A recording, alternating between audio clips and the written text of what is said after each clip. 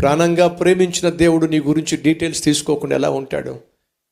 నీ గురించి సమస్తము తెలుసుకోకుండా ఎలా ఉంటాడు?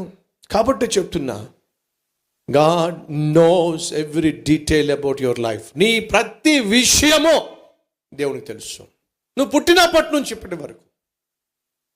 చెల్లె, తమ్ముడు, ఎంతమంది బాయ్ ఫ్రెండ్స్ నువ్వు మెయింటైన్ చేస్తావో, ఎవడెవడికి ఏ ఎస్ఎంఎస్ పెడతావు, దేనికి నువ్వు ఏ ఎస్ఎంఎస్ పెడతావు, ఏ విధంగా మాయ చేస్తావు, ఏ విధంగా మోసం చేస్తావు, ఏ స్పాట్లో వీళ్ళని కలుస్తావో, ఎప్పుడు వీళ్ళని విడిచిపెట్టేస్తావు, ఎందుకు వీళ్ళని విడిచిపెట్టేస్తావు, ఇవన్నీ కూడా నీ తండ్రికి నీ తల్లికి తెలియపోవచ్చు, కానీ దేవుడికి తెలుసు.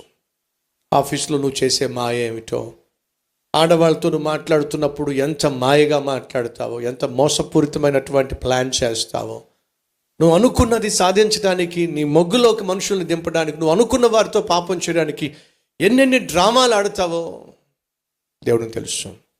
సేవలో, సంఘంలో, పరిచర్యలో పాల్పంచుకుంటూ సేవ ముసుగులో, పరిచర్య ముసుగులో నువ్వేమేమి చేస్తున్నావో, ఏమేమి దోస్తున్నావో సహోదరుడా,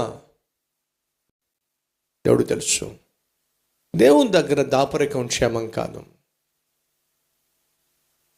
గండం గట్టెక్కడానికి, ఉన్నటువంటి తిప్పల్లో నుంచి బయటపడడానికి చాలామంది ఏం చేస్తారో తెలుసా?